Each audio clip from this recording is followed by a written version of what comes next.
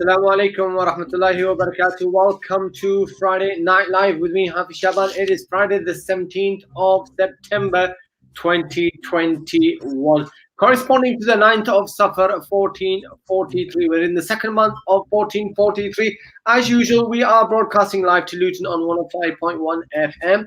And also, we are, of course, broadcasting live to our sister stations, including Sheffield, Link FM, Peterborough, Salam, Derby, and Nottingham. For listeners elsewhere in the UK, anywhere in the UK, of course, who are following us via Inspire FM app or via any of the social media platforms, and that includes Facebook, streaming live on YouTube. Assalamu alaikum wa rahmatullahi wa barakatuh to all of you. It is a lovely, lovely early or late afternoon.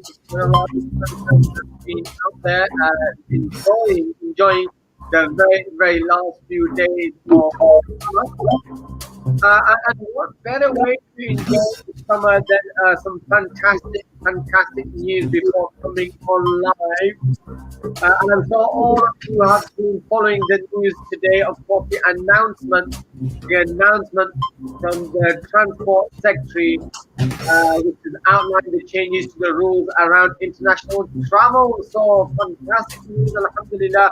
Pakistan, Bangladesh, Turkey, Sri Lanka, Oman, the Maldives are all of the red list, and they all come onto a new category that will replace the former category, and it means that we can travel again once more, and they come off the red list. Essentially, they come off the red list. Fantastic news.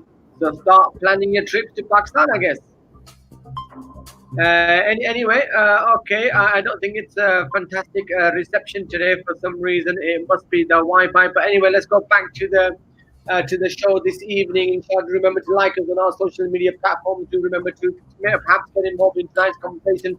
01582 4818 22 0779 4818 22 0779 4818 I am going to be on the show for the hour tonight, inshallah. So I'm going to have a couple of guests that I'm going to be discussing a couple of stories with. I've got Brother Jahangir Muhammad, who is the CEO of a number of organizations, but also, mashallah, he is a founding father, or one of the founding principals, I guess you could say, of Ayan Institute. We're going to be speaking to Brother Jahangir Muhammad with regards to a recent article, 42 years of terror and violence, how the US has broken up the Muslim world. That's what we're going to be discussing immediately. We're going to be going to the leading story, Jahangir Muhammad, who is the CEO of Ayan Institute.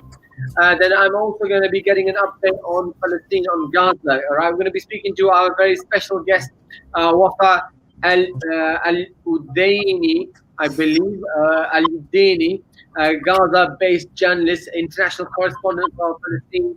We're going to be speaking to him, inshallah, and getting the latest update on Gaza. And that will take me nicely up to 7 p.m., where I hand over the reins to Brother Zafar.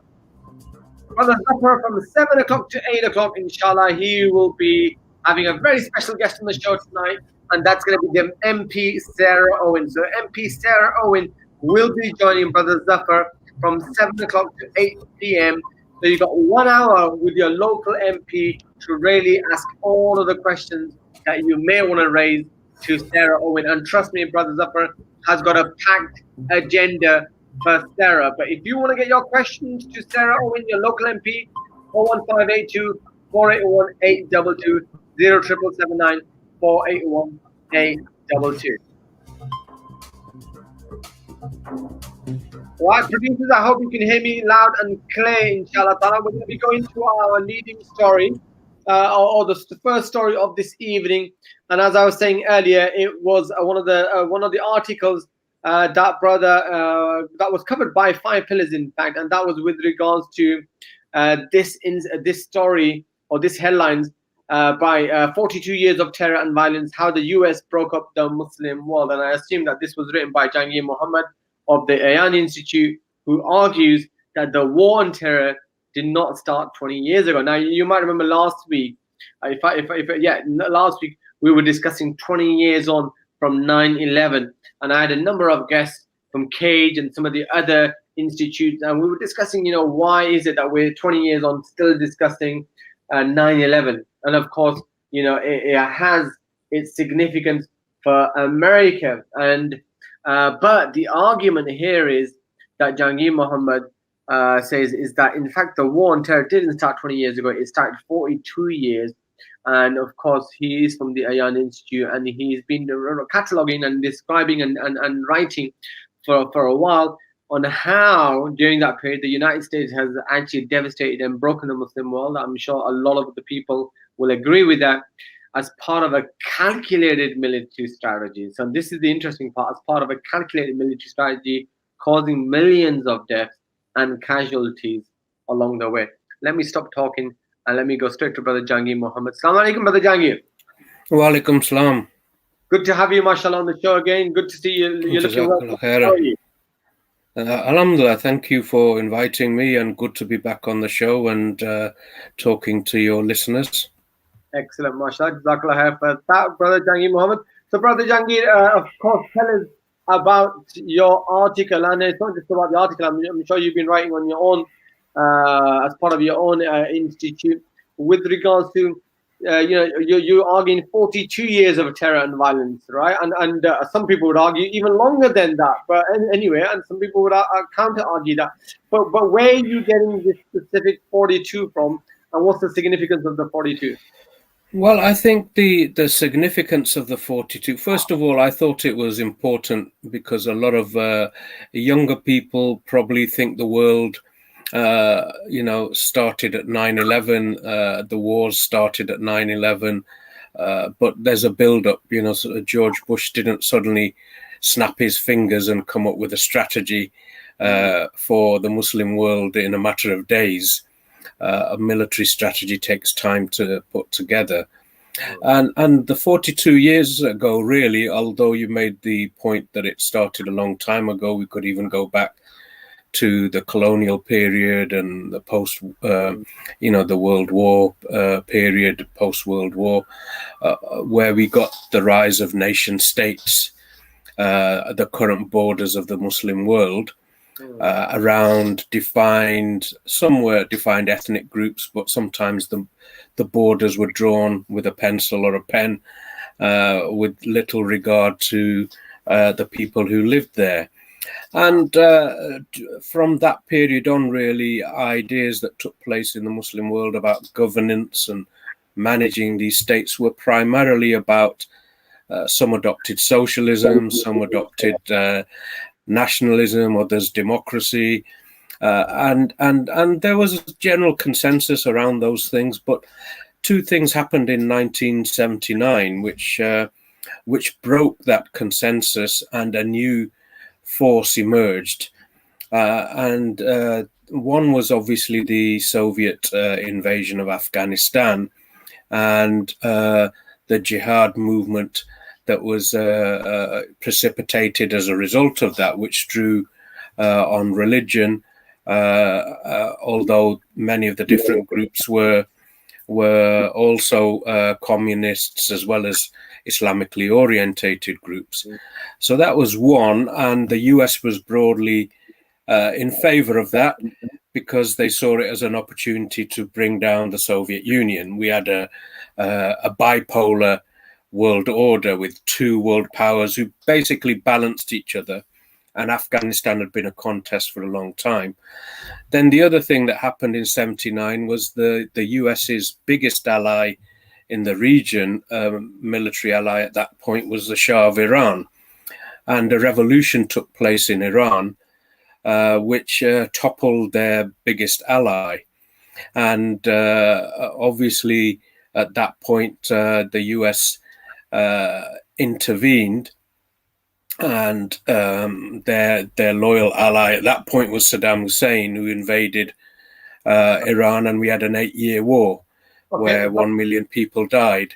But the key point is the thinking around the Muslim world, and they already knew after the first 3 years in Afghanistan, it was obvious that the Soviets were going to be defeated. Okay. Yeah. So sorry. I mean, Brother Jangir, we don't have a lot of time. I mean, what I wanted to get to was, I mean, your article references, right, the speech of Pope Urban II, 1095, as one of the most significant speeches, where he, rallied up the Crusaders against the Muslim world, right? And then you're drawing a comparison to George W. Bush, right? And then you've got even, if I bring it to more recent times, 1924 and the abolishment of the Turkish Caliphate, and then you're talking about and Bush's speech to becoming one of the most influential speeches of this activity and this so-called or this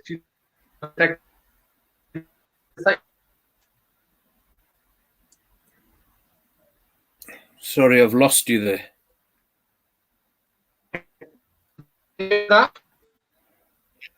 I seem to have lost you. I didn't get the question. Okay, so can you hear me now? Yeah, I can hear you now, yeah. Okay, sorry. I think it must be the internet reception. I mean, in essence, what I was saying is, if I look at your article, the speech of Pope Urban II, 1095, right? The events of 1924 with the abolishment of the Islamic Caliphate in Turkey and the imperial powers are breaking up of the Muslim world. And 20th of September 2001, George W. Bush, isn't it the same policies, foreign policy being enacted towards the Muslim world? Yeah, I think what we had in, with the breakup of the Ottoman Empire was divide, or even with colonialism, divide and rule. And with Pope Urban II, Islam was rising, or Islamic political order was rising in the world, and his speech or crusade was a response to that, and we had a number of crusades after that. And in the same way, George Bush was responding to the rise of new ideas in the Muslim world about Islamic governance, restoring the old Islamic ideas of how to govern political order. And he responded to that, and they started to think about those ideas during the Reagan idea and before the rise of the threat known as Islamic extremism or Islamism. In 1979 onwards, they came up with the propaganda narrative around Islamic fundamentalism. So that was the start of it. And they started thinking about these things. And eventually that led to, obviously, a key thing that happened in between was that the Soviet Union had collapsed. Yeah. So you now had one superpower in the world who could impose their will on everyone, and therefore the United States had a free hand. Lebanon was invaded. They went into Somalia. They went into all these places and subdivided. So it became from divide and rule to subdivide and rule. So the very states that they created, they were seen as a threat now. So they broke them up into smaller pieces. Okay, so let me ask you, Jangir Mohammed. Even in your article, you use the words interchangeably, war on terror and war on Islam. Some people argue that it was not a war on terror, but rather a war on Islam, and everything subsequently, substantiates that all the events after that substantiate that, with its legislation, with its domestic policy, international policy, the countries, etc., right? I mean, you also argued that in your article, right? So would you say that war on terror, war in Islam, is justified to be labeled like that, firstly, right? And if so, why? And secondly, do you think that war is over, or does it still continue under different guises? Well, I think let's be clear. It was a war on Islamic political revival in the Muslim world. If you were just a praying Muslim, or you were a state that accepted socialism or communism or democracy, and you just prayed and you didn't challenge the hegemony of the West and you remain dependent, well, that's fine. But if you had different ideas about Islamic politics, about bringing the Muslim world closer together, governing by Islamic system or rule, then that was clearly a threat to, because if it worked in one country, it would spread to others. And the West feared it would lose the control of the Muslim world. And in fact, we saw that later. We had the Arab Spring, people trying to take control countries of their own destiny. And in all those countries, the old order has been restored. Wow. So,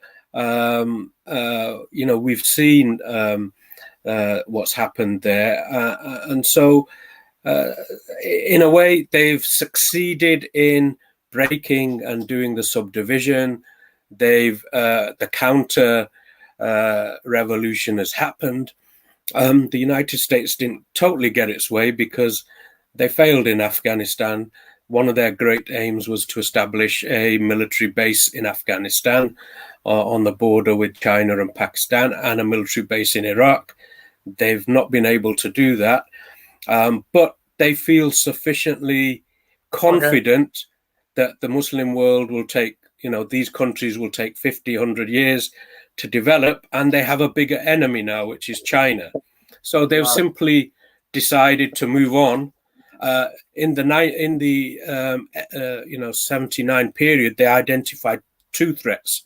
No, one was Brother Jangir, are you saying therefore that the war on this kind of Islam or the Islamism is kind of over because China is more of a priority, or do you see this actually simultaneously continuing? Because well, they were both ongoing at the same time. In a way, they wanted to establish bases in the Muslim world. They wanted to contain China. So, for example, Africa. We don't often talk about Africa. Yeah. But Africa was a big contest. There was a big contest going on in Sudan and in Somalia with Chinese corporations. And obviously in South Sudan, there was a jihad going on against the breakup of Sudan. So the United States was heavily involved in there, and that has been reversed as well. But, it's not over by any means. I think what you're seeing is, just as they put China a little bit on the back burner whilst they dealt with what they call the green peril, they put the yellow peril. This is how they described the two perils, by the way, replacing the red peril of the Soviet Union. So they put that on the back burner. Now all they're doing is the yellow peril is at the high level. And the Muslim one is down a little bit lower, so they're going to focus on that for the next 20 years, I guess. Yeah, and what about the US itself? I mean, it was interesting because I was speaking to some guests last week with regards to, how the US is focused and shift has obviously in terms of policy, international policy, at least I shifted from the George W. Bush and him being surrounded by the neoconservative, the neocons, the hawks, right? And they're almost, unilateral kind of, philosophy and attitude towards the world, right? And then we don't need anyone, we don't need these institutions. Let's go in with it, and this is what we need to do, right? Versus now, right, where all of those experiences have gone. And what's the net result of it? We'd look at it from a humanitarian perspective, and the figures speak for themselves in terms of the mess they've created around the world.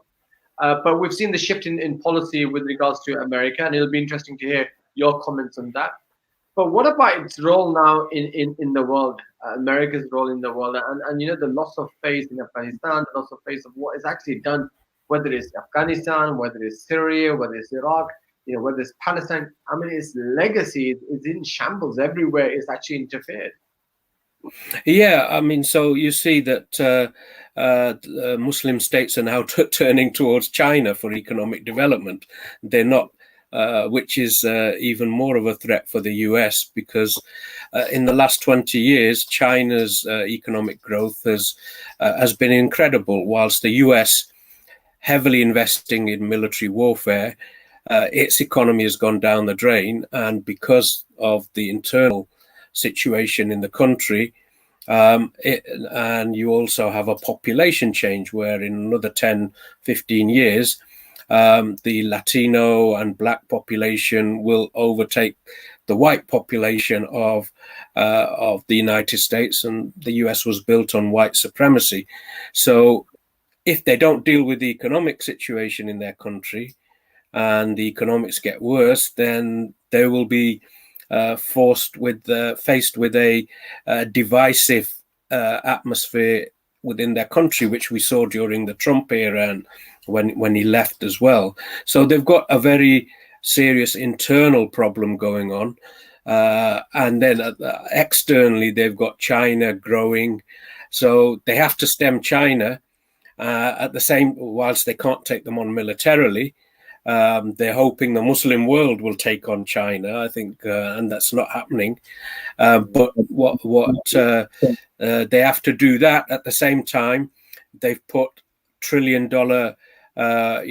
packages for economic stimulus within their own country. So they have some big, huge challenges. But if things go wrong, they are still the biggest military power in the world. And military power is always good to get you out of an economic problem. And so there is a potential of conflict around China and that region, and it may drag the Muslim world into it. But I think for the next few years, they'll have their hands tied up domestically.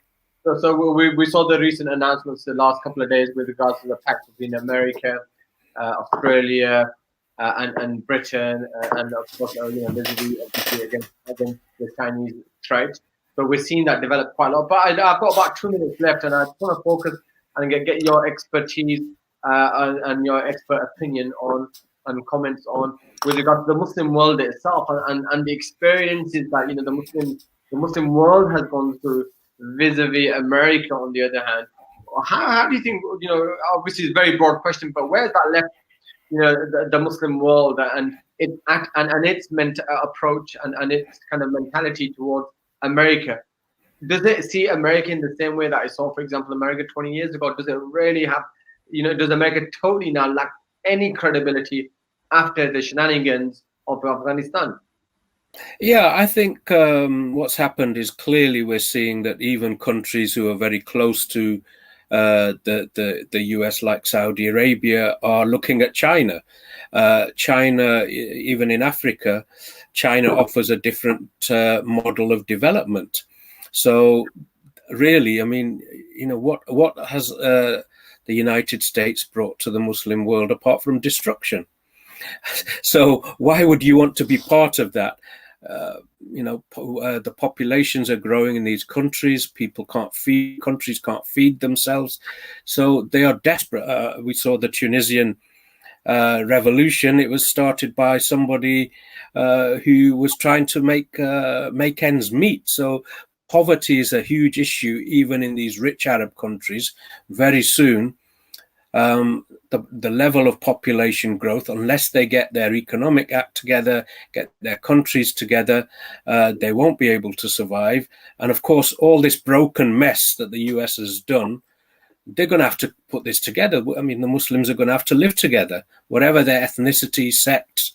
They're going to have to put this broken pieces back together in a political formation, which is going to help the country survive. So they have some huge challenges, but sometimes something has to be broken for it to be rebuilt. So we're hopeful that inshallah the Muslim world will find the will to, as our vision at Ayan, to create a unified, prosperous world in alliance with each other and dependent on each other, rather than allying with the US or any other power.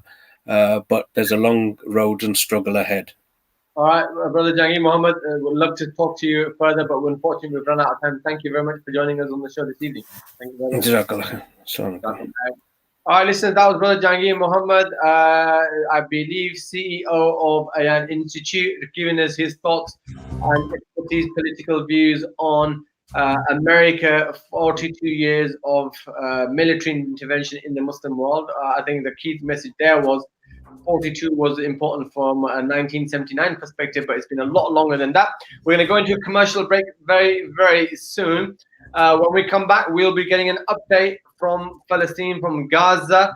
We're going to be speaking to Brother Wafa, who's a Gaza-based journalist. And just to remember, we've got a very special hour show with you, or for you rather, from 7 p.m. when Brother Zafar takes over. And he has in the studio, in the virtual studio, your local MP, Sarah Owen. So if you've got any questions lined up for your local MP, Sarah Owen, 7 o'clock is the time to dial in. 01582 481 822. 01582 481 822. This program will continue after the break. Continue listening to Inspire FM. Inspire FM. Inspire 105.1 FM.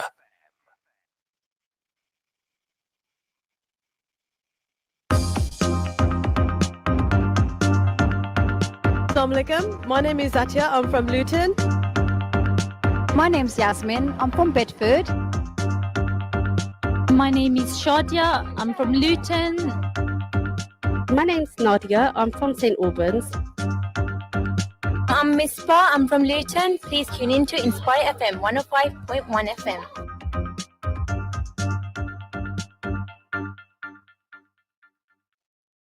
Luton's most luxurious venue for Asian weddings is now bigger and better than ever before. With 2 venues to choose from, Venue Central can provide the ultimate setting for your wedding. 2 huge venues, 1 high standard, right in the centre of Luton. Visit us online today at venuecentral.co.uk or call us now on 01582 451 767.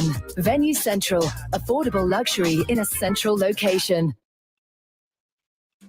Biscott Pharmacy, your one-stop health and beauty pharmacy in Luton, stockist of over 8,000 health and beauty products. At Biscott Pharmacy, we offer a range of services, including health advice and repeat prescriptions for collection and delivery to your home. We also offer a Hajj and Umrah vaccination. Come in and see us and ask about our Stop Smoking service. We're open 7 days a week till late, including bank holidays. Biscott Pharmacy, 157A Biscott Road, Luton. Call 457709. When you seek the dunya, you lose the hereafter. When you seek the hereafter, you gain both. Which is the wiser transaction? इस सितंबर में अपने student से दोबारा मिलकर मुझे बहुत अच्छा लगेगा। मेरा नाम मिस्टर इकबाल है और मैं एक स्कूल टीचर हूं। ऐसा लगता है जैसे ये टर्म हमारे लिए एक नया आगाज होगा। फिर से क्लब में जाना, खेल कूद और दोस्तों के साथ ब्रेक टाइम बच्चों की सेहत, उनकी भलाई और एजुकेशन के लिए बहुत ज़रूरी है। सब बच्चों को चाहिए कि पहले की तरह दिन में कई बार अपने हाथ धोते रहें। टर्म शुरू होने पर सेकेंडरी और कॉलेज के स्टूडेंट को कोविड-19 के 2 रैपिड टेस्ट स्कूल या कॉलेज ही में कराने होंगे। फिर हर हफ्ते 2 बार अपने घर पर भी ये टेस्ट करने होंगे। वायरस पर कंट्रोल रखने के लिए हमें हर वो चीज़ करनी है जो हम कर सकते हैं। आइए हम सब मिलकर जिंदगी को और बेहतर बनाएं। ज़्यादा मालूमात यहाँ से लें gov.uk/back-to-school। Why do Tops Pizza deliver the top pizzas in Luton and Dunstable? For a start, all the toppings are 100% halal and Tops use fresh dough every day. Then there's the cheese, the highest quality available. And when it comes to food preparation, cleanliness is taken as part of our faith. So that just leaves the taste, choice and great offers, including buy one, get one free on all medium, large and extra large pizzas. Tops Pizzas, Wellington Street, LU1 5AA. Order online, topspizza.com or via Just Eat. Download our app or call 01582 72 5000.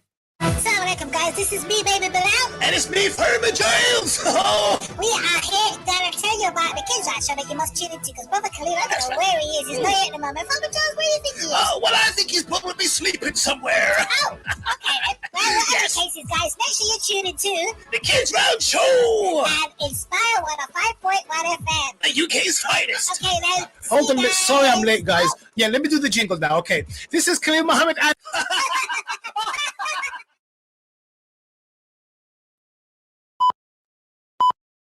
From the studios of Inspire FM, the time is now 6:30.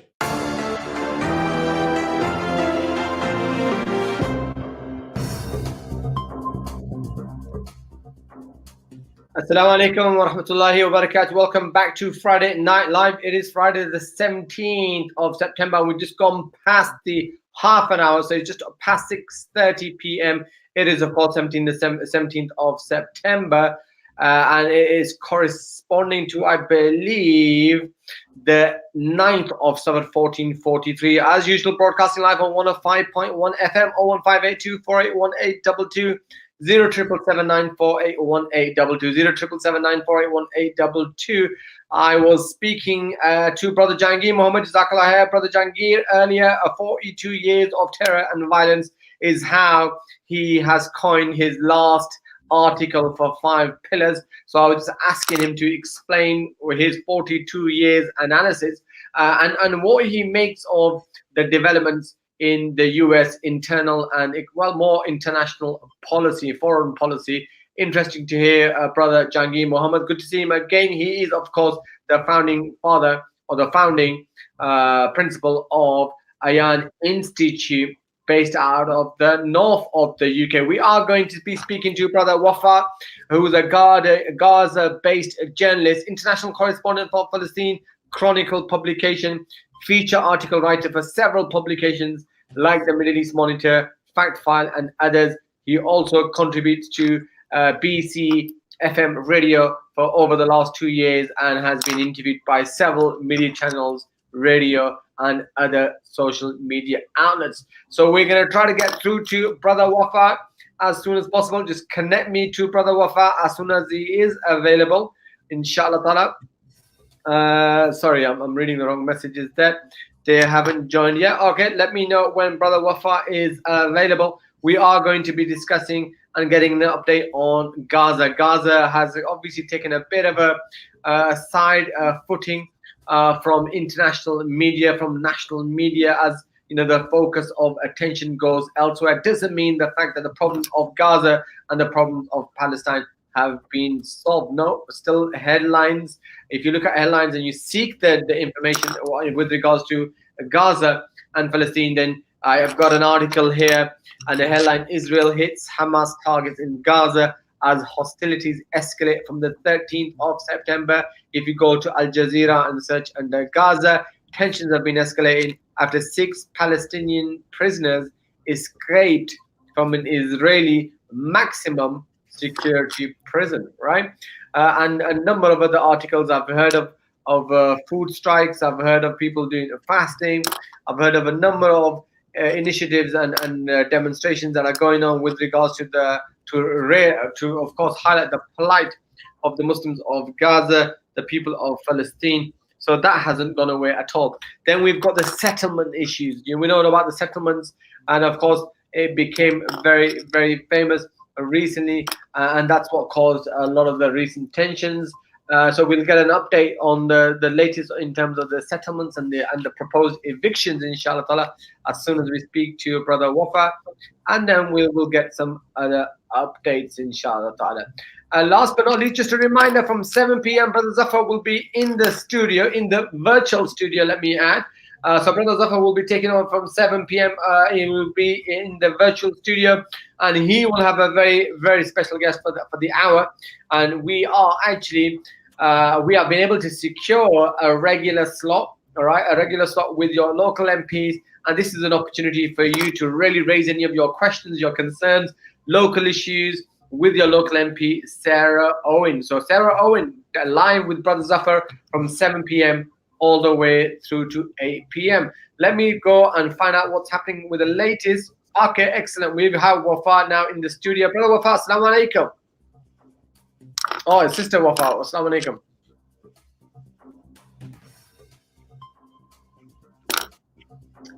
Assalamu alaikum. Can you hear me? I think you're on mute. Yes, assalamu alaikum. Sorry, pardon me. I forgot that I'm muted. Yeah, I can hear you. Jazakallah khair, and great to have you on our show, inshallah, alhamdulillah. I mean, like I was just making a quick introduction of this, is no longer making international news. It doesn't mean that the situation in Gaza is any better as it is in Palestine. Given Sister, what is the latest update from Gaza? What is the current situation? I see some headlines there with regard to Israel hitting some of the Hamas targets in Gaza, and the hostilities have been escalating recently on the 13th of September. Give us an update in terms of what the situation is on the ground in Gaza at the moment.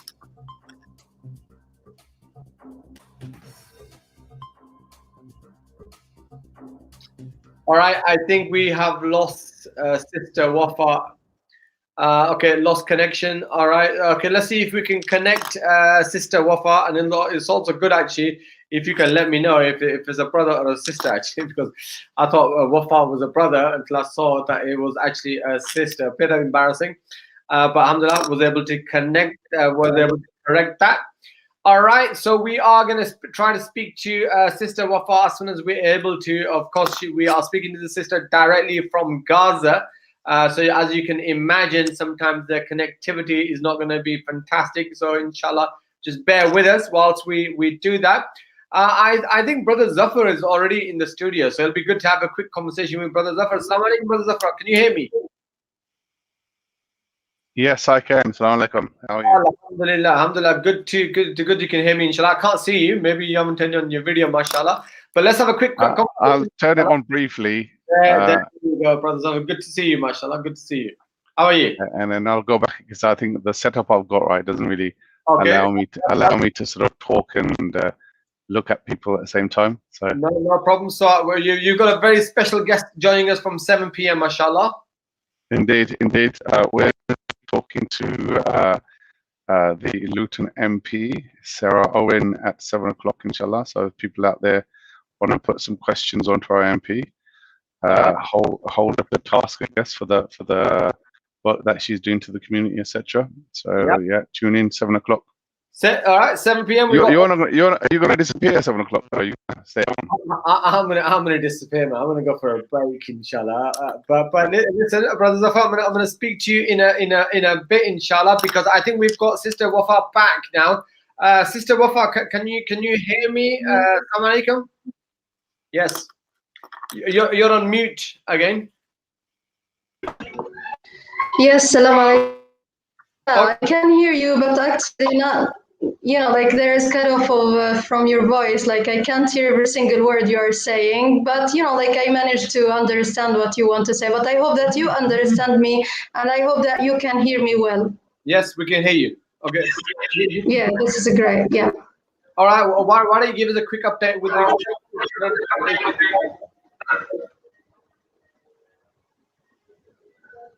Sorry, you're. Why don't you give us an update with regard to the latest situation in Gaza? Yeah, okay. First of all, let me thank you so much for giving me this chance to keep you updated about the latest update here from Gaza. Actually, here in Gaza, more than 3 months after the ceasefire agreement that signed between the Palestinian resistance and the Israeli occupation brokered by Egypt. But we can say that the desolation of war is felt everywhere in Gaza, and you can say that thousands of Gazans have been displaced. Some have moved in with their relatives, and others have erected tents atop the rubble of their destroyed homes, because you know, like thousands of homes, thousands of residential buildings got hit and leveled to the ground by the Israeli occupation warplanes during the 12 days of aggression on the people of Gaza. And then actually we can say like about the children themselves, actually they woke up from nightmares, because like and in the latest days, every night we can say that every night that the Israeli occupation warplanes hit or strike different or several resistance sites, so they cause massive explosions, and this thing actually put their children and everybody, like it's really so scary for them, and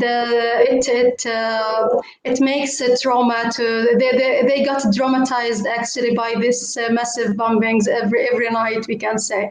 And even the adults actually, they remember those they rescued and those they couldn't. And also the businessmen here in Gaza wonder how they will rebuild their enterprises, because like thousands of we can say that nearly 22 factories got bombed during the aggression, the latest aggression on Gaza, and even the Israeli, or sorry, the crossings between Israel and Gaza, and between Egypt and Gaza, we can say that they are closed so far. So they don't allow like every goods to enter Gaza. They don't allow the reconstruction materials even to enter here to Gaza, and to let the people of Gaza rebuild their houses again. And sister, this Israeli occupation authorities, they do not adhere to the conditions, the ceasefire conditions, that they stop the fire and then they have to return everything to the people of Gaza to the day before the aggression launch on Gaza. But actually everything is still closed, like the crossings are still closed, and they don't allow the reconstruction operation to start again. And yes, so responding to this thing, actually, the Palestinian youth here in Gaza, they want to shed more lights on what is happening here on Gaza. So they just fire something we called incendiary balloons. And these incendiary balloons that they fired into the people, to Israel. So the Israeli occupation, they just said that they respond to these incendiary balloons by bombing Gaza again and again. Like every night they bombed resistance sites and several observation posts and this stuff. The people of Gaza, they keep, we can say, they keep asking the whole world like to act and to stop the Israeli aggression on the people of Gaza. So they just protest peacefully near the separation fence between Israel and Gaza, and actually, despite they were just peacefully. Hello, can you hear me? Yes, now I hear you. Yeah. Because we're getting a bit lost because you're giving us a lot of information. I just want to put a bit of context around it. Okay, so I mean, concussions. I assume you're referring to recent days, and you're not talking about a couple of months ago when the detentions and there was a war going on. So has this continued over the recent weeks and days? Is that what you're telling us? And then also, has there been any difference now that Benjamin Netanyahu has gone and a new government has been formed? Has there been any changes to the plight of the Palestinians? I don't expect it to be, but it's worth asking the question. And last but not least, what's happening to the Egyptian border? Is that still closed? And I read that Qatar and some of the other nations have started also providing some support to the people of Gaza. Tell us what's happening there. Yes, Okay, so pardon me, actually, I hardly hear your voice, like there is cutting off on your voice, but I can, I think you are just asking about how the things change right now, then after the latest aggression, and what the people are doing to these days. As I told you before, actually there is nothing. It's changed. I mean, the situation at the moment is the worst ever, we can say, because everything. because as I told you, the crossings are still closed by Israel, and they don't allow the reconstruction material to enter Gaza. So of course, nobody is allowed to rebuild his destroyed house or even his destroyed factory or structure. So we also regarding the closure of borders, so many goods, even medicine, are missing here in Gaza because they don't allow every single thing to enter Gaza. They just allow something they call like basic needs. Like from time to time when they ease their restriction on the people of Gaza.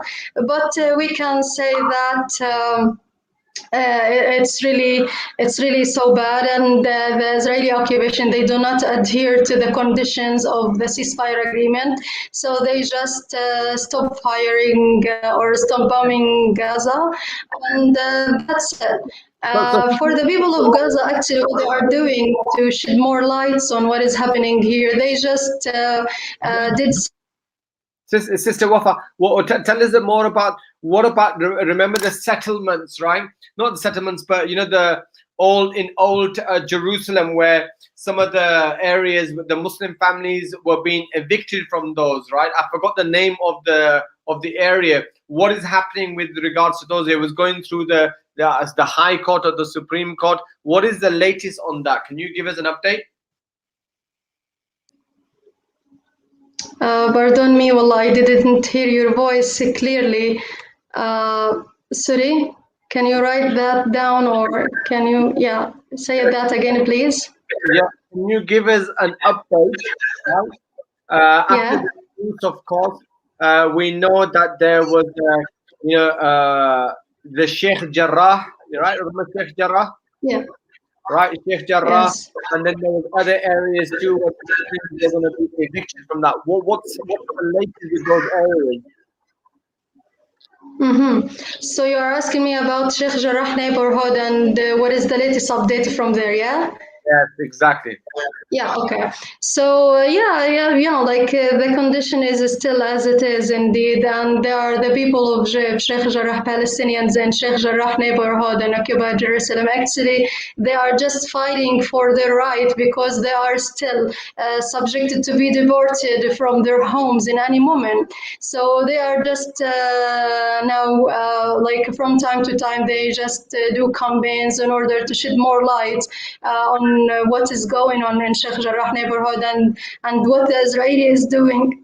Sorry, and what are the Israeli doing for them? Several courts actually occurred, but at the moment we can say that nobody. They still in their homes, but they are still feel afraid from the Israeli occupation authorities. Maybe in any single moment they are just going to expel them from their homes. But the situation as still, they are still in their homes and they keep asking the people to act and to stop the expulsion, their expulsion from their homes. Okay, Sister Wafa, tell us about a slightly different topic. The Muslims of Palestine and Gaza, they've got a clear issue to deal with, right?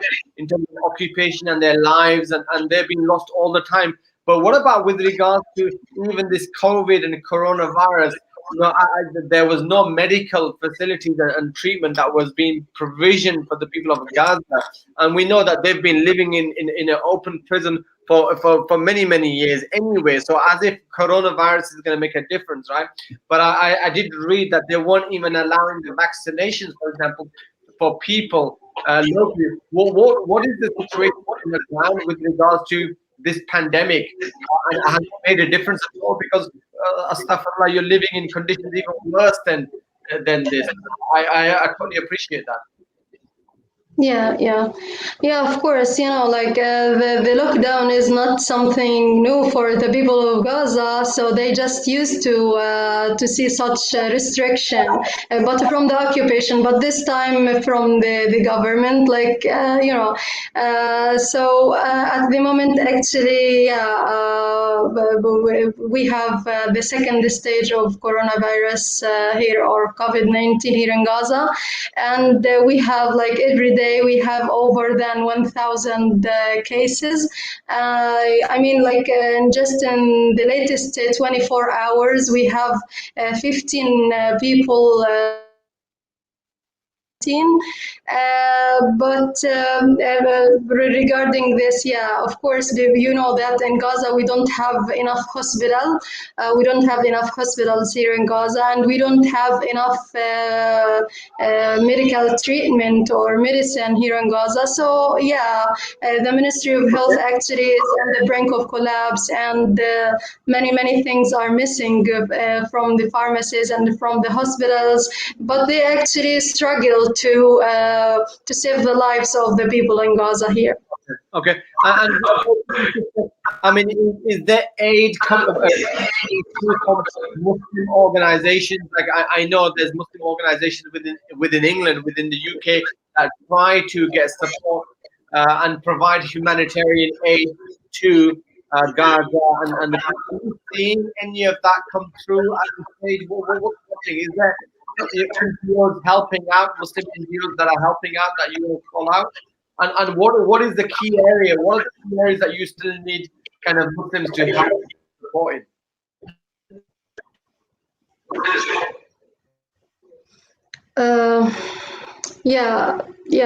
I think you are asking me about the humanitarian aids from outside and whether it is allowed to enter Gaza or not. Yeah. Yes. Right? Yes. Yeah, exactly. Yeah, okay. So, yeah, of course, yeah. Actually, like, of course, nothing is allowed to enter Gaza easily. And then there is a convoy called the Miles of Smiles, and they brought medicine, and they brought ambulances, and they brought many things to the Ministry of Health. But they just spent, I think, like months. Right. So I believe we've lost Sister Wafa once again.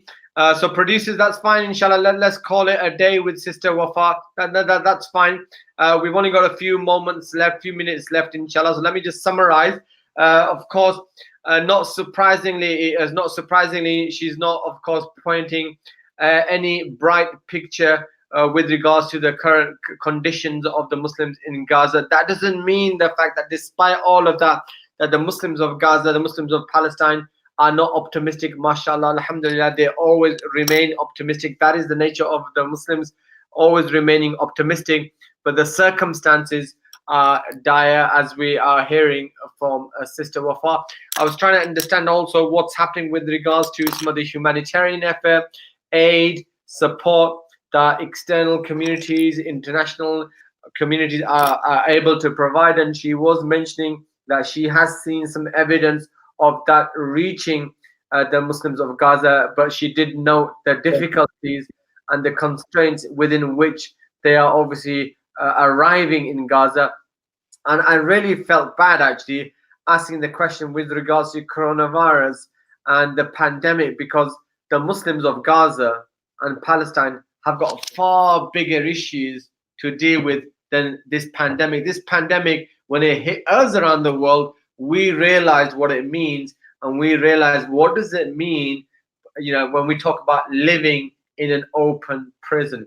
And the Muslims of Gaza have been living in an open prison for many years, and we know what it means when we just experienced it for a few months. So may Allah give them relief from the oppression, relief from their trials and tribulations, and give them victory soon, right? So we're coming towards the end of the show, or well, we're not coming to the end of the show. Don't switch off. We're coming towards the end of the first hour, and as I was saying earlier, and introducing Brother Zafar. Brother Zafar is going to be taking over from 7 p.m. We have a very special guest lined up for you. this evening, and that's going to be all the way from 7 p.m. to 8 p.m.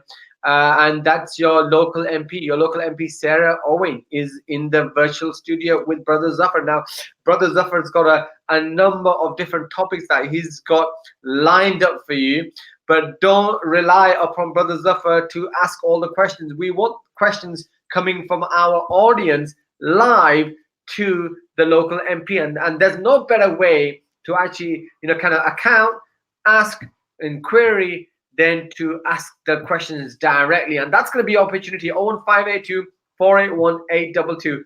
01582 481 822. I believe the producer can confirm we will be able to take live calls, right? So 01582 481 822. And very quickly, if you want to send a written message, a WhatsApp or SMS, then 07779 481 822. 07779 481 822. And that's going to be the number. And Brother Zafar will be able to read out those messages via WhatsApp and SMS and get them to Sarah Owen. All right, producers, I think we're about to end the show. Well, I'm about to end my part of the show, inshallah ta'ala. All right, we've got 1 minute left. I think we might not have 1 minute left now. But anyway, inshallah ta'ala, as soon as I'm signed out, then Brother Zafar will take over. Right, okay, the music's kicking in. I think I haven't got fantastic internet coverage today. Probably we've got a few more seconds remaining. So if you've got any messages, 01582 481 822, 07779 07779 481 822. I am going to be handing it over to Brother Zafar, inshallah, when he comes back from the commercial break. Don't be surprised. I'll be gone, and Brother Zafar will be here, right here, to continue with the show, inshallah. I'd love to join you, Brother Zafar, but unfortunately, I've got to bail out.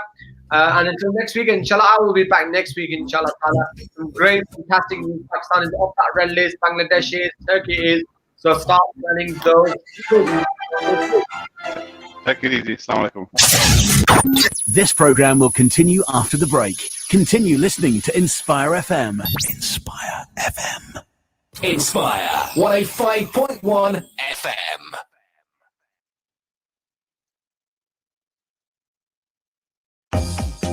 Assalamu alaikum. My name is Abul Hussain. I'm the president of the Berry Park Mosque. My name is Sister Mary. I'm the interfaith coordinator for the Northampton Catholic Diocese. My name is Farzad. I am from the Luton Baha'i Faith community. I'm Mary Huffman and I'm with Near Neighbours, and I'm here today with Inspire FM 105.1, and just want to say that I love it that we can work together in all different kinds of ways.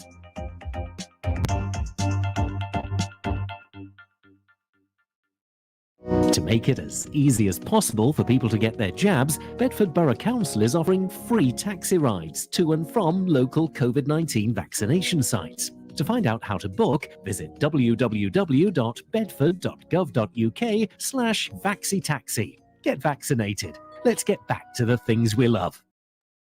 Did you see that guy on TV? What, that no comment guy? Yeah, he was sick. What was his name? I think it was Atiq Malik. Yeah, Atiq Malik of Liberty Law Solicitors.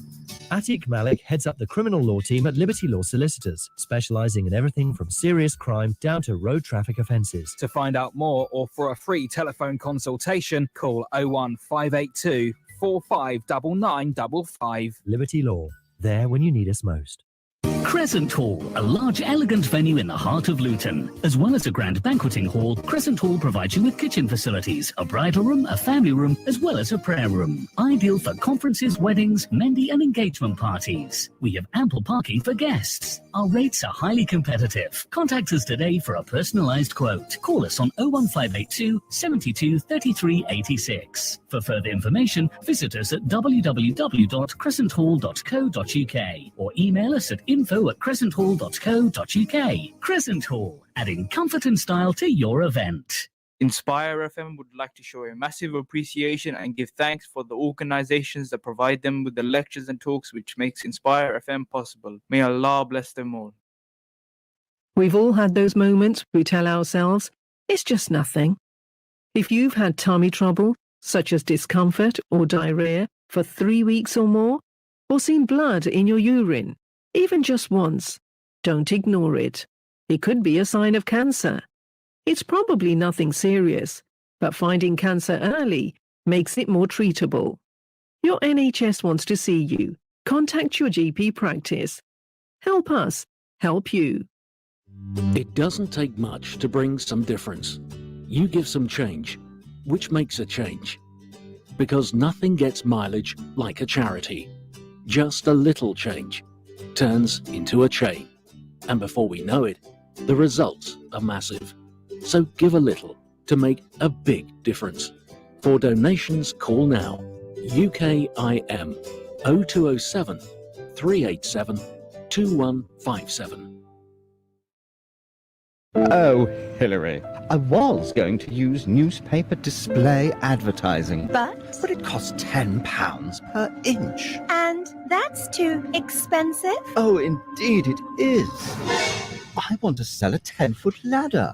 Oh, Roger, invest in an ear-catching advertising campaign on this radio station instead. It's a great way to tell people about your products and service. For details, click on inspirefm.org, then advertise. From the studios of Inspire FM, the time is now 7 o'clock.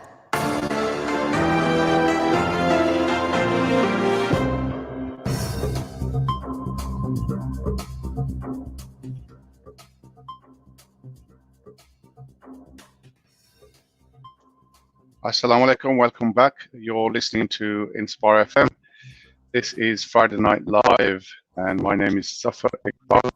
I'm taking over from Hafiz Shaban, who is taking a break, I guess, a well-earned break this Friday, inshallah. So we're going to be continuing with the program today, where this is a special hour that I'll be chairing, and it's a discussion with our local MP Sarah Owen, and she'll be joining me shortly, inshallah. So we'll be having a conversation with Sarah, and we'll also be joined by, again, a local activist, a veteran of many campaigns, and a local, I guess, celebrity in his own right, Zafar Khan Saab. He'll be joining us as well, inshallah. So we're hoping to have them join me very shortly.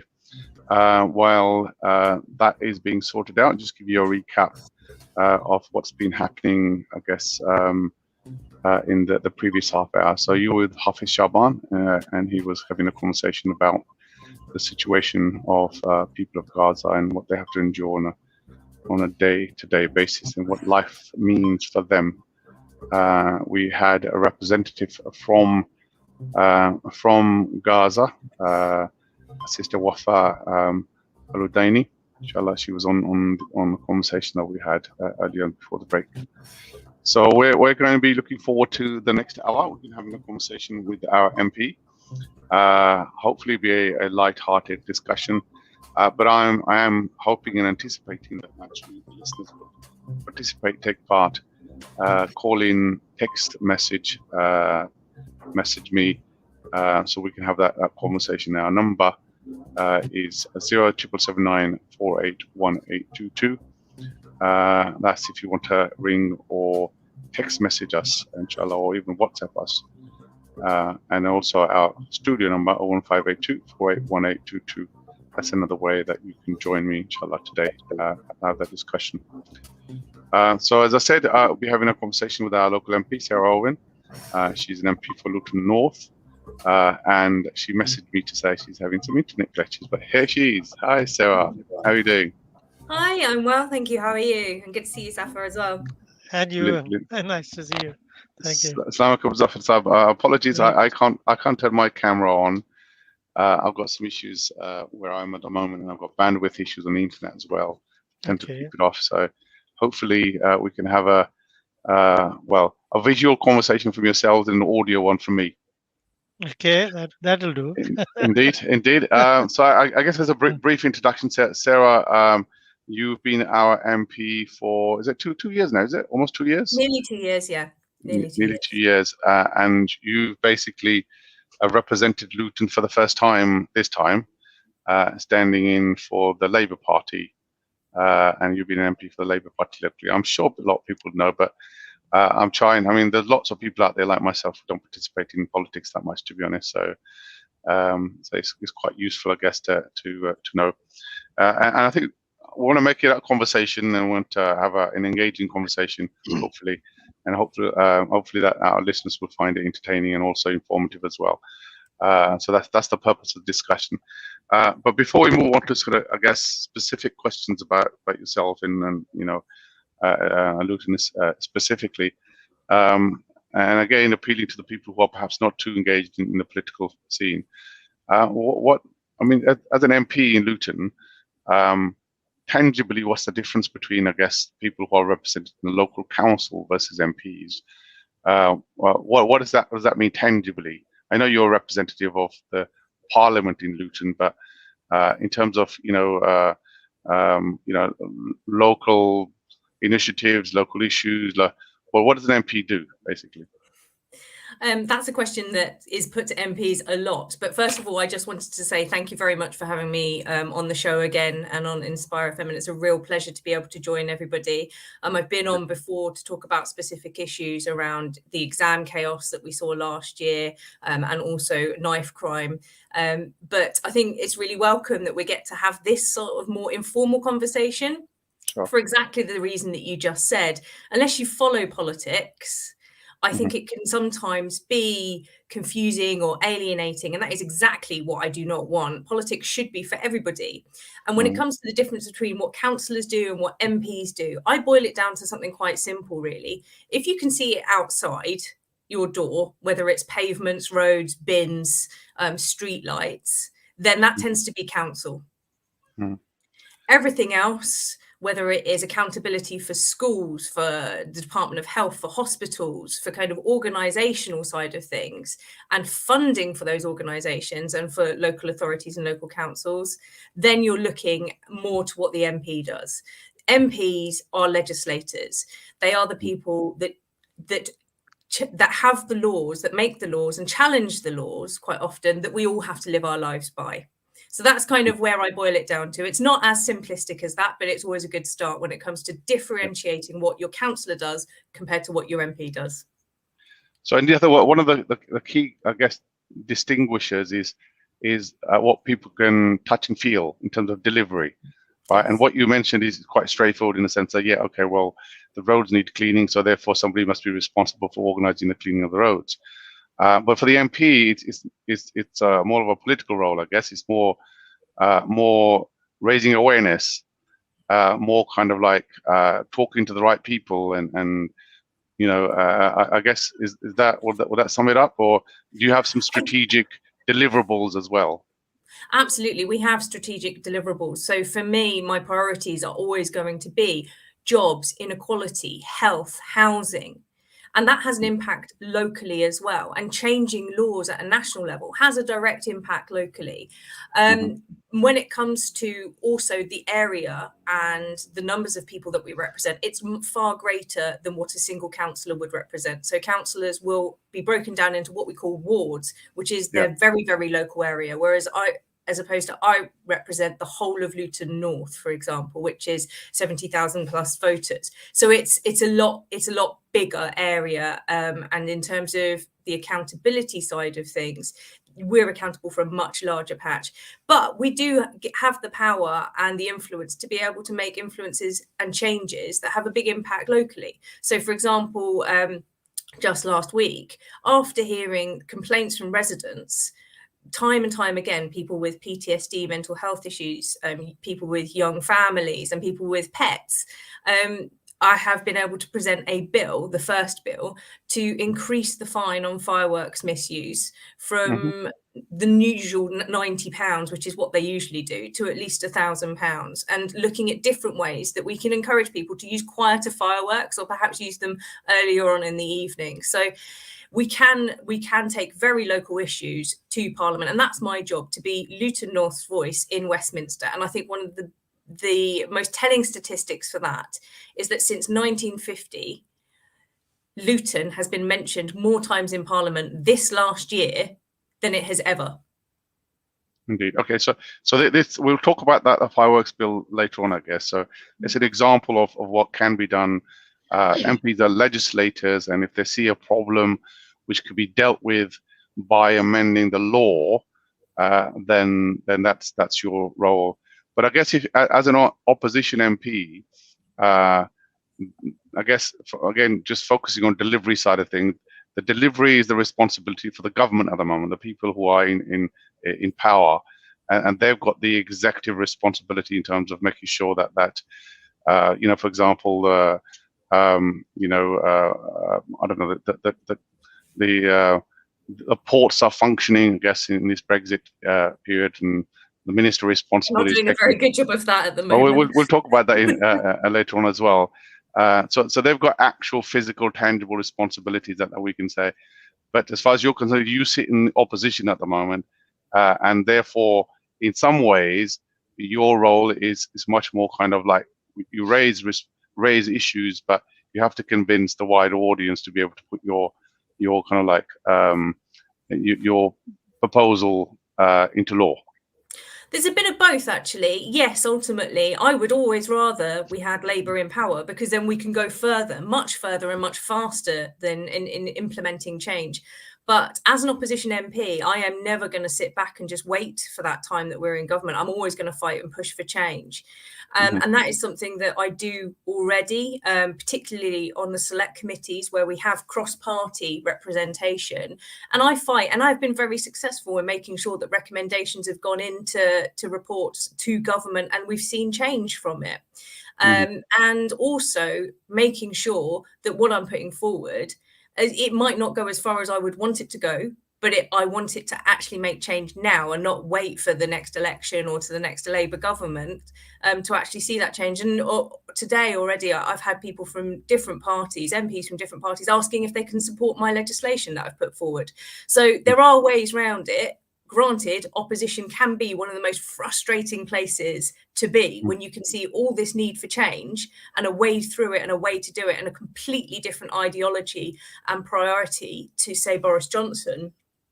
But there are ways around it. And I think it takes longer. It is a harder fight, but it is one definitely that I'm taking to the government and have been for the last 2 years and will continue to do so.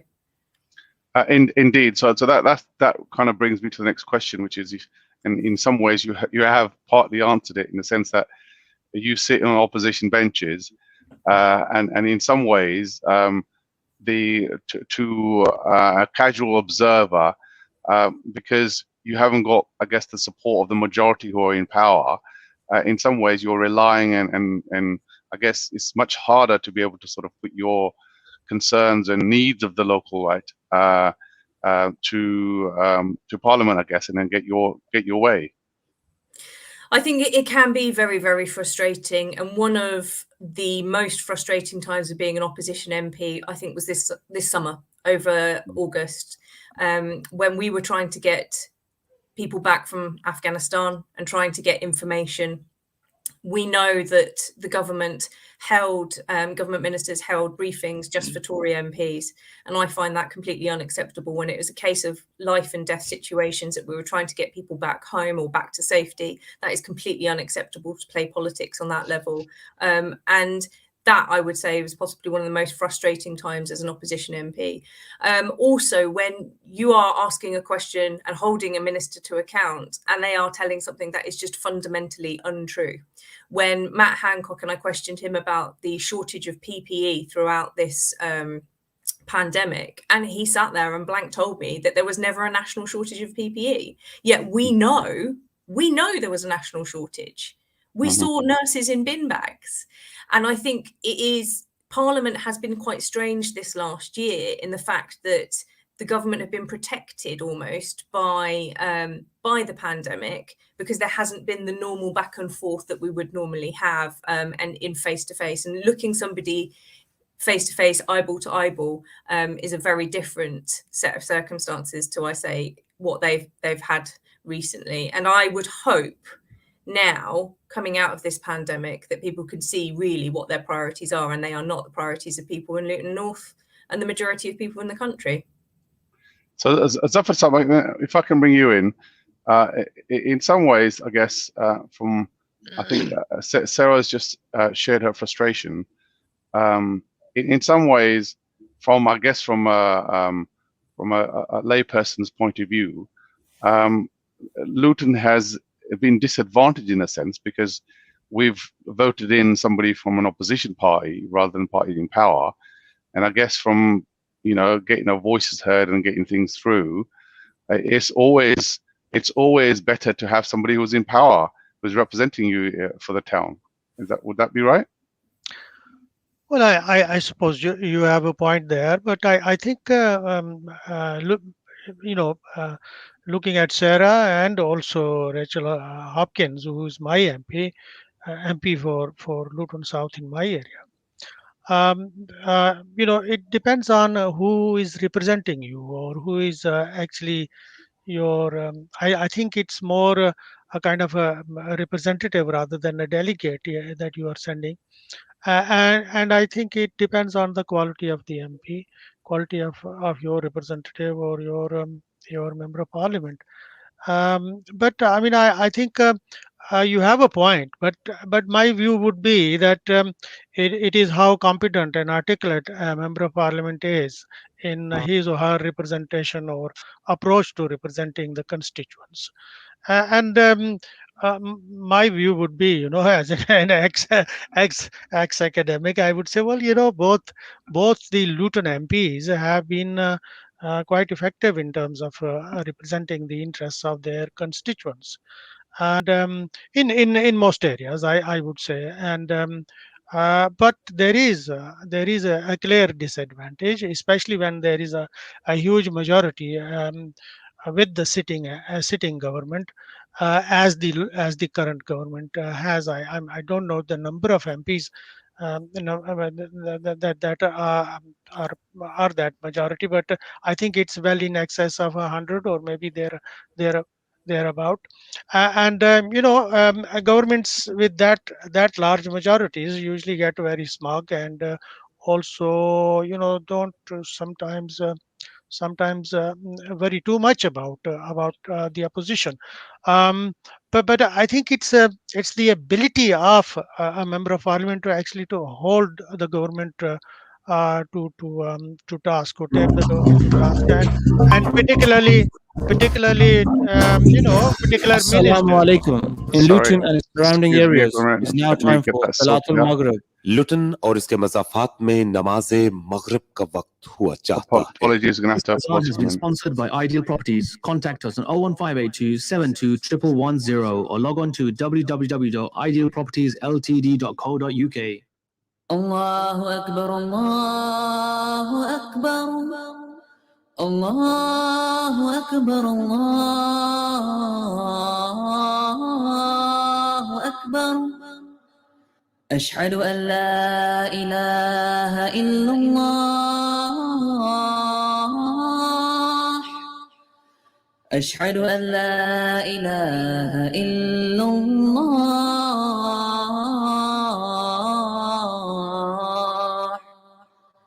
أشهد أن محمد رسول الله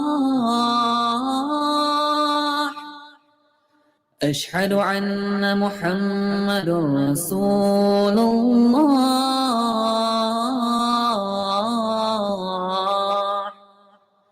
حي على الصلاة حي على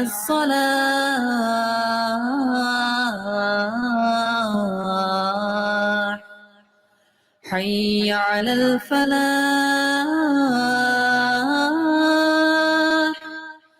حي على الفلاح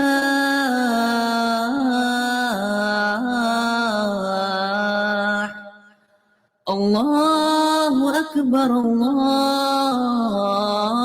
الله أكبر لا إله إلا الله Assalamu alaikum.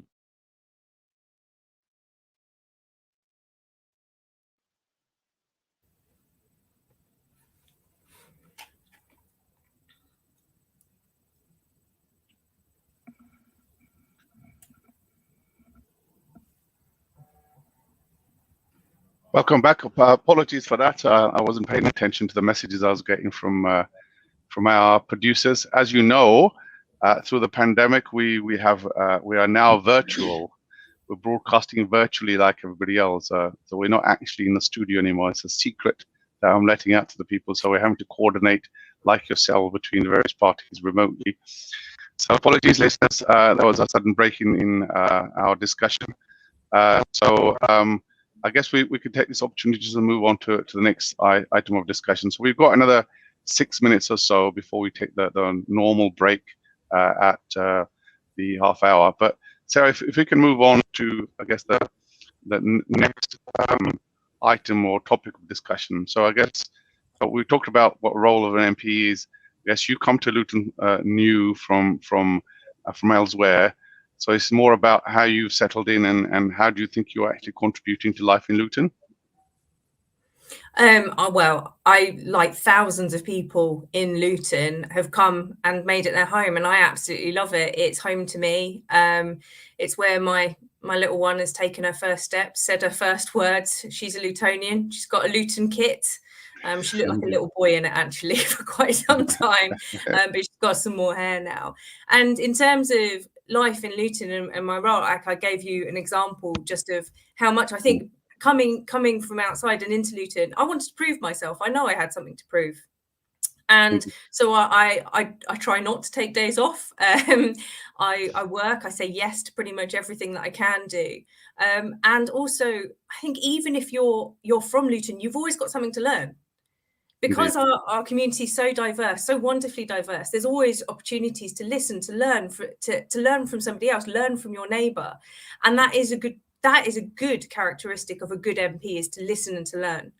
And to always continue to do that. People that don't want to listen and think they've got nothing left to learn, quite frankly, are the ones that should be learning the most.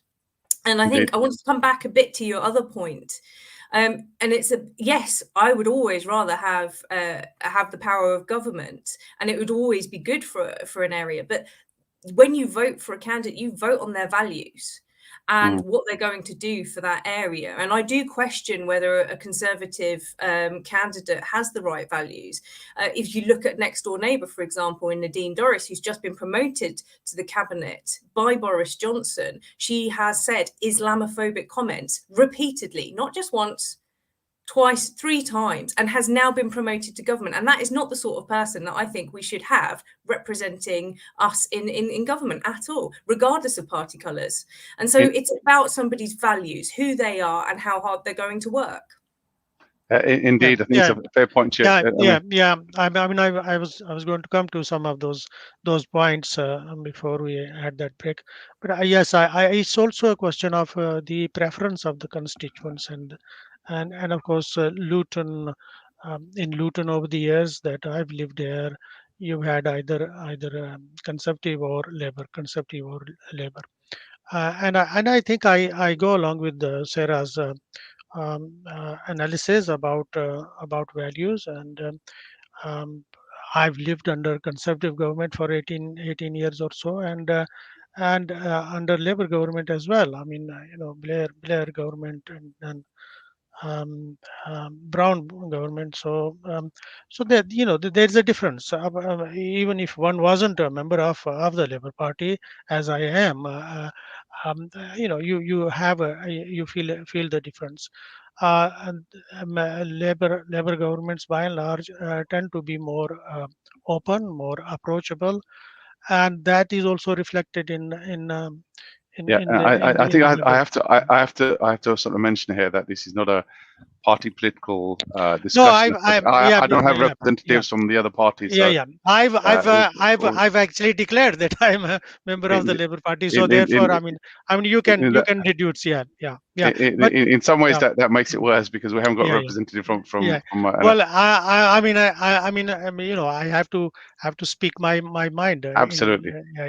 But my point is that the general point is it depends very much on the capacity and the ability of your member of parliament, whether his or her party is in government or in opposition. And over the years, I've seen, over the past 50 odd years, I've seen parties in opposition whose MPs have been instrumental in bringing, sort of changes across, as Sarah has just said, about bringing their private members bill and other bills and so on and so forth in, and they forge, if you like-minded people across the aisle, and they forge alliances. And so, it depends very much on your member of parliament, and people do make choices, and people vote for the particular party. And so, in general, I would say, maybe not, but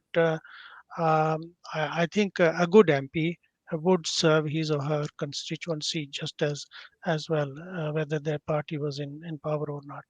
Indeed. It's. Okay, I've seen our MPs have been actually. Luton MPs have been holding the ministers to account on many issues, and I think you have an item coming up about Pakistan and Bangladesh being in red list. Which let's have a quick. I mean, it's not probably not a non-topic now to discuss, basically, because we've heard the news. But what was your contribution to that, if I may ask, Sarah? Oh, absolutely. So I have, since the red list came out, and questioned what the criteria was, because it seemed to be completely unfair. It seemed completely ad hoc. At time, they waited 21 days for the Delta variant to take hold in India before they closed the borders.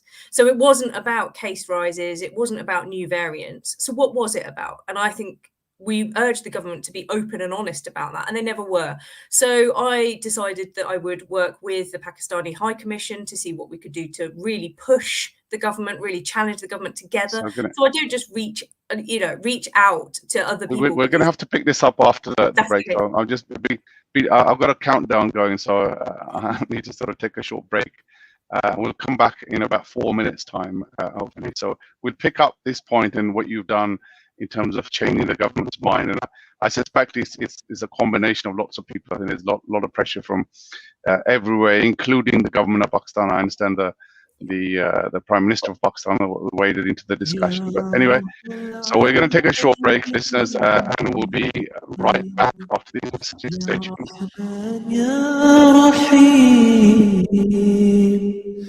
يا خالق يا عظيم يا مالك يا كريم مالك الملك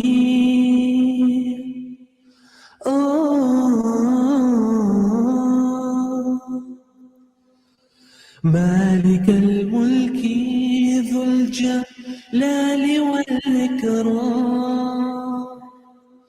الله الرحمن الله الرحمن الله الرحمن الله الرحمن الله الرحمن الله الرحمن الله الرحمن الله الرحمن الله الرحمن الله الرحمن Where shall I begin? Oh Allah, I've been living in sin. Oh Allah, please forgive me, oh Allah, bestow your mercy.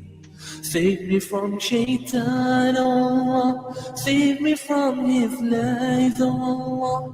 Keep me on your path, oh Allah, please open my eyes. الله الرحمن الله الرحمن الله الرحمن الله الرحمن الله الرحمن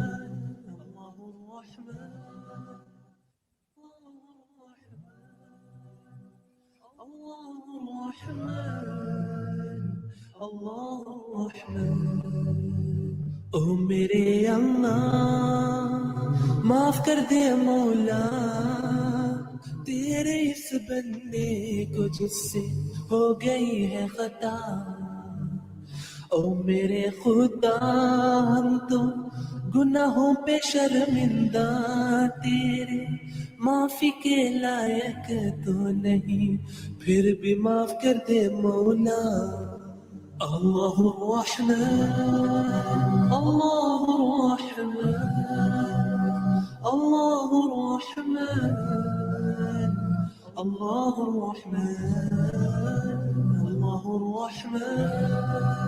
Allah Rahman Allah Rahman Allah Rahman فإن ذنوبي كثير فأنا إليك المصير افتح أبواب رحمة فأنت بنا بصير أنت الرحيم وأنت الكريم يا رب العالمين فاغفر لي والمسلمين الله الرحمن الله. Welcome back. You're listening to FM. This is Friday Night Live. My name is Zafar Kabal. And today we are talking to our local MP, Sarah Owen, who's a Labour MP for Luton North. And we're having a conversation with her and introducing her to Inspire listeners. I think this is the first time you've been on Inspire, or have you been there before? You have been. I've been a few times now. You've been on a few times. Okay, maybe I haven't been on Inspire as often as perhaps you yourself have. Anyway, let's move on. So let's talk about the key issues that you've identified in Luton and pick it up from there. So we talked about the red list and red list. That's effectively come to a successful conclusion. And you were talking before the break about what you did and how you highlighted that. And what else do you think in Luton is for the people of Luton is top of their minds? Well, I wanted to just come back to that point. And although we have got that good news about the red list, people have suffered unnecessarily and have paid through the nose for inadequate hotel quarantine. We've had a number of cases where hotel quarantine was such a poor standard that children were going out without milk, without adequate food supplies. And we have had to absolutely hound the Department of Health to ensure that they've got what they needed. And we've managed to get there. But people are paying thousands of pounds for hotel quarantine. And I questioned Grant Shapps as to who was making profit out of it. Yeah. And he says no one. So although I am really welcoming of the change of the red list, I am concerned that people have been penalised unfairly in that meantime, and I won't stop pushing that subject. Indeed. Oh, sorry, Zafar, you wanted to come in? Yeah, this has been a horrendous experience for hundreds of people up and down this country, and many people that we know and are related to, and so on. And of course, it's welcome that it has finally been decided that red list will go, but it has been extremely unfair, and particularly you single out Pakistan and Bangladesh when lots and lots of actually cases, the increases were horrendous in India itself, where the Delta variant, as it was originally called in the India variant or whatever, came to be known. And I think it was really not fair at all, to put it very mildly, and people feel actually quite aggrieved. I think there was politics involved, right? Whatever justification is being put, there was politics involved, and I guess there's the means and reason why it was done. Let's move on from the red list. We want to talk about, I guess, the Brexit impact. I guess. I mean there's a lot of chatter about food shortages. I mean, went to the hospital, and they're talking about, well, we can't have blood tests done, right, because the tubes that they store blood in, they're in short supply, and we talk, there's talk about water bottles being deprioritized because they're not essential items because the deliveries. So what picture are you getting? Obviously, I've got some anecdotal evidence from newspapers and people talking about. has Brexit made a massive impact to the lives of people in UK? Absolutely. I think that COVID and the pandemic masked it for quite some time, but Brexit has had a detrimental impact on everybody's lives in the UK. And it's not about the rights and wrongs of Brexit, it's about how it's been done. They didn't put the measures in place that they should have done. They didn't get the deals that they should have done. And I went to Lidl a couple of weeks ago, and I posted a video.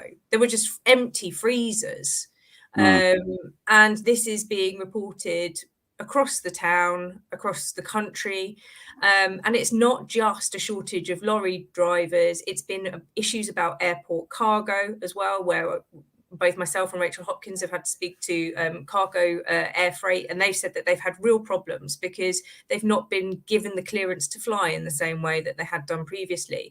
And these were issues that were highlighted to the government well before Brexit.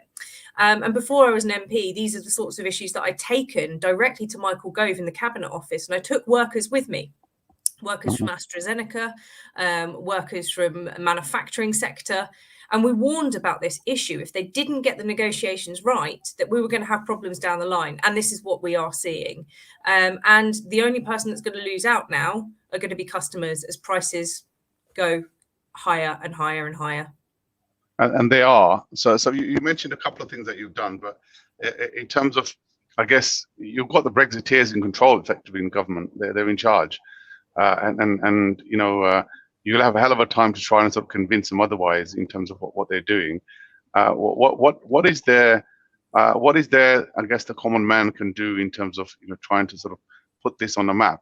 There is trickle of information coming out. Obviously, the problem is in some ways potentially bigger than it is. I'm just looking at an article, a newspaper article in which there's the headlines basically are UK retail sales crippled by shortages and supply disruption. I mean, that's the headlines from a reputable news agency.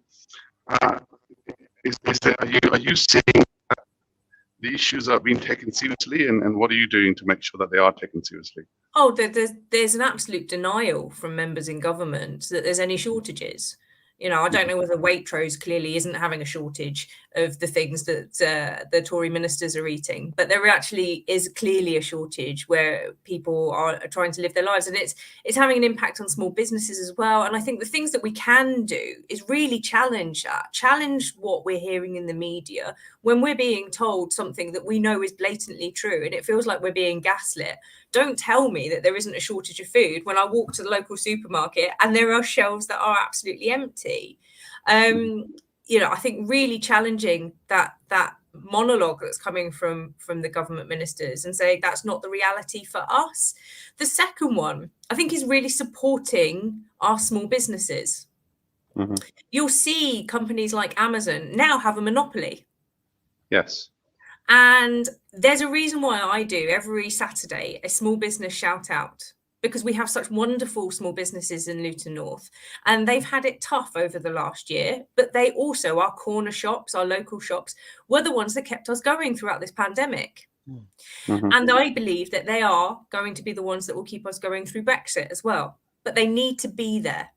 And so therefore, if you can support your local small business rather than doing the one-day click on Amazon, and all of their taxes are kept by Jeff Bezos and the powers that be, rather than coming back into our community, creating jobs in our community, secure good jobs. And that was one of the things you asked earlier, was one of my priorities. I want to, people say, oh, well, there are more vacancies, but what sort of vacancies are they? They are insecure work, it's agency work, it's sort of gig economy jobs like Amazon. And I want to see jobs in Luton that you want your family members to do. Jobs that are secure, that you have progression, that you have good pay, that you have sick pay, holiday pay, and that people want to do and want to do for a long time as well. And that is not the sort of jobs that the people like Amazon are offering. But it is the sorts of jobs that we were seeing at the airport. And I am concerned that as furlough ends, the airport have already said that they are perhaps going to have to look at cutting jobs. And those are the sorts of jobs we do not want to see going in Luton, because there is not the same sort of jobs at the same sort of standard of pay and skills to replace them. So indeed, I think some people argue that I mean, you quite rightly pick up some of the issues, and I guess some people will argue that the leadership, the later leadership, isn't landing the punches that it needs to be able to sort of make an effective impact on public opinion or the politicians to worry the government in power. And some would argue that perhaps if Corbyn was in power, he would have landed those punches. And does Labour have a credibility issue at the leadership level? And does Labour have the right leader, in your opinion? In my opinion, being a Labour Party member, being a socialist means that your party, your movement is always bigger than one person. And we are a team. And that is what we should be. It shouldn't always be, it shouldn't, because I think there is a real problem with this country going down an American kind of presidential route. Yeah, and it's much more than that. So I think we could be much more effective. I want to be able to see our punches landing a lot harder than they have been. But what we have is a very right-wing controlled media that dictate quite a lot. To be fair, which is why I love. To be fair, Keir gets the media attention. He's in the papers. He's in the media all the time. He just doesn't have the impact. Well, I don't think that's necessarily true. If you look at the Daily Mail headlines, for example, the Evening Standard, the Spectator, all of those sorts of, and GMB, GB News, for example, they have a very skewed slant. You just take a look at a headline between if they see the migrant crisis, for example, and people trying to flee war zones from across the English Channel. Just take a look at the different stance and the way that people write about it or the way that people speak about it is very, very different. And that's the challenge that I think it is. But the leadership isn't making, I guess, the headlines that it should be. And some of the challenges that people are facing at the moment in terms of small businesses and individuals, I guess, under Brexit, they would have been represented by a Labour government better if the leader was packing in the punches. Well, I think we've got a long way to go. I'm looking forward to conference, and I'm hoping that there are going to be some more positive things coming out of that, positive policies, big ideas, and we all play a part in that. And that's feeding into the process, telling our leadership of our respective parties or the parties that we identify most with, what it is that we want to see, and be very, very clear about that. And I think from my part in Luton North, I've been very clear about what I stand for, the issues that I care about, and the way and the direction I'd like to see the country and the town go in. And I think I'd like to see that happen more at a national level. Of course I would, but it's not a level playing field. It isn't a level playing field. When Boris Johnson makes absolutely horrific comments about casualties, people that we have lost throughout this pandemic, and he is allowed to get away with saying horrific things. But you're absolutely right. He's allowed to get away. He's allowed to get away. But the media just moves on, or they make it out like it's a clown. But it can't be just a media thing, right? Because it can't be just a media thing. You're quite right that right-wing media, sensationalist media reporting does get headlines. But you know, there is I guess there's a way to get through to the public if you have the right messages and the right I guess messaging. And in some ways, people would argue that Labour leadership doesn't have it. He doesn't have the messaging that appeals to people. One of the things because he doesn't know what it stands for ultimately. Well, I've always said that I'm very open, and whenever anybody wants or thinks that there's an issue that they want raised specifically in Parliament, or if they think that they could do better, or that there is areas that we could do better, just give me a shout. Drop me an email and we can have a conversation about it. And because not everybody has a monopoly on brilliant ideas. And Indeed. that is a key part of leadership. People think that leadership is being bombastic and pushing your ideas through ahead of everybody else's. And that's what we've seen from Boris Johnson. And what's happened? Working people, ordinary people, have completely been left out or forgotten, and they have lost out. And that is entirely the wrong sort of leadership. And if you take a look at leadership across the world during this pandemic, who has fared better? And I think we should be bold enough and not, as I think Zaffar's right, this government tends to be quite arrogant because it has a large majority. And in a leader, arrogance is possibly one of the worst character traits you could ever have. So, Indeed. I'll move on to I guess next question I've got there, which is what is and what has been your stance on, I guess, the two major foreign policy sort of challenges, right, or the positions that local people have, which is the position on Palestine and a position on Kashmir.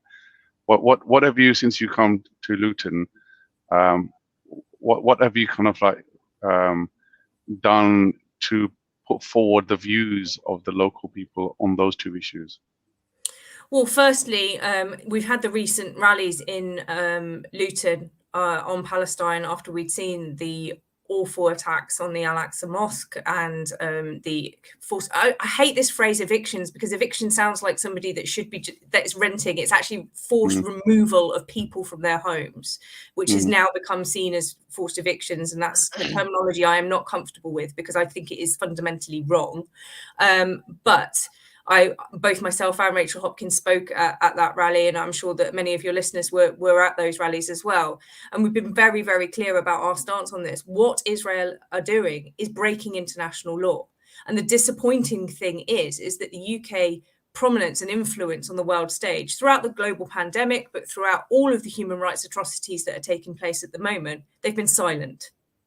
And have you raised these voices in Parliament? Yes, I have.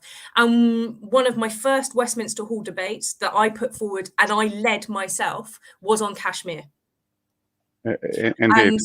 And that is, so in terms of what I get in my inbox, and I think this is important for people to know. So since I've been elected, I've had over 15,000 pieces of correspondence, and we've responded to about 14,000 of them. Of that, the majority of them in the recent months. So I've had about 3,000 pieces of correspondence on Palestine and a large number on Kashmir as well. And made sure that everybody had an individual response to that so that they knew what our positions were. And even when I had a letter from Chorney Girls, Year 10 group, they asked me about Palestine and they had some questions to ask. And I rather than writing back, I decided I went into the school and spoke with them. We had a conversation, and I asked them where they got most of their information from. And they actually said Instagram. Even their news comes from Instagram. And it was really interesting to hear their perspective from it and what they wanted to do and what they wanted to see. And although they can't vote, I still represent them. And I think it's incredibly important that we continue pushing on these international issues, because the UK government has had a hand in creating many of these problems, and we have a responsibility and a duty as responsible members of the international community to the most vulnerable people in the world. And our last 10 years, we've taken a step back, and that is incredibly disappointing. And we've got a long way to claw back our global reputation, which currently it just lies in tatters. Indeed. I mean, I guess the Kashmir issue is close to your heart, and I think you've been in politics for many years. Well, you've been a Labour member for many years, and Labour members have come and gone, and they've promised lots, and not much has been achieved. And I guess in terms of how things work as lobbies in Parliament, and there are lobbies for likes of India and Israel, which are powerful, more powerful than perhaps the individual voices from within the community. How can and how should the MPs? I get that they have wider constituencies, not just the Kashmiris and Palestinian supporters, etc. But how can the effectiveness of the campaigning for these two causes be improved? Well, I have I have very strong feelings about Palestine, but I won't really go into that. I'll just say a few words about Kashmir. As a person of Kashmiri origin and committed to seeing reunification and sovereignty regained by the people of Kashmir. I think we have a very difficult time. I mean, British Kashmiris, there are perhaps about almost a million of us in Britain. The census, I think, when it comes out, the figures will actually tell us something about that. Um, but we don't have the kind of a level of hearing and the impact that many of us want to see in government circles, and I think that is down to the policy of the government over the years. I mean, individual members of parliament who have been supportive of our cause, they've done tremendous amount of work, and I think our two MPs in this case are also they're new MPs, but they are making inroads into the issue, and I think there is a there's some work on our part to actually be done in terms of engaging and also informing our MPs about sort of what Kashmir issue is all about. Now, I think the government sees it as a dispute between India and Pakistan, which is quite erroneous. It is not that. And The recent events, August 2019, when India quite blatantly annexed Kashmir in defiance of all those UN resolutions, perhaps 23 or 22 UN resolutions, and three resolutions at least actually, mm, uh, you know, uh, do actually bound India and Pakistan, of course, because there are the two powers that are in Kashmir, um, not to change the disposition of the state of Jammu and Kashmir or the respective parts under their control. And India has done exactly that. And so India, since January this year, sits as a non-permanent member on the Security Council until 22 or 23, and India aspires to become, and actually is lobbying very hard to become, a permanent member of the Security Council. So we have, what I've always termed a kind of a poacher, become a gamekeeper, and that sort of analogy. And I think we have a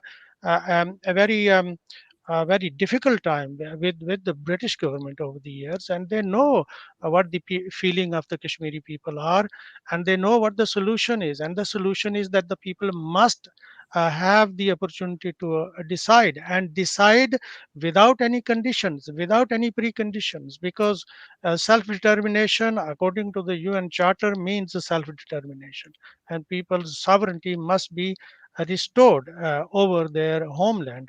And the other aspect that I think British government in particular and many members of parliament perhaps don't know, because of not maybe having the opportunity or the sort of scope of getting really into the nitty-gritty of the issue, is that is that India and Pakistan, if we compare them, they claim in various way, claim Kashmir, whereas the Kashmiri are the party that are entitled. They have the inherent entitlement about Kashmir, and so I think that part of the if you like aspect of Kashmir issue perhaps needs to be lobbied. Mhm. And But I don't hold my hopes very high with the government, and particularly this government. so And I particularly think at that's a time, sorry, it's related to Brexit, because at a time when the government is doing absolutely everything it can do to secure a trade deal with India, you are going to see a Conservative government even less willing to Yeah. listen, and that is Well, precisely I the wrong Zafar, if you allow me a couple of minutes, a couple of words. I mean, while I have a very strong words about this government, and how it sort of dilly-dallied over COVID because of that very issue that you have just raised about having a trade deal with India. And you know how many lives were lost over a period of 2 or 3 weeks that the government became somewhat reluctant to change policy. But I also we also have some problems with the leadership in the Labour Party who are not very clear about. Absolutely. Not very clear about. They don't talk about the historic context of the issue, such as the resolutions, such as the UN dimension, and of course, Dr. history. Saab, I mean, we got a few minutes, but one of the things I guess we probably need to sort of talk about is the fact that we can articulate the position, a historical position where we are. To move things on, there has to be certain momentum being created, right? And I guess there's only so much that citizen can do in terms of creating momentum. But are we making I don't know, either friends or pushing the MPs and people that should represent us hard enough to take it beyond the understanding of the historical context? You broke up halfway through that question. So I'm just trying to say that we've got the historical context and we are able to relay that to MPs and get the MPs on board from an understanding point of view, but it needs to move on to the next level. The momentum needs to be created to a resolution. I think you're absolutely right on that. And it's not just a historical issue. People are suffering now.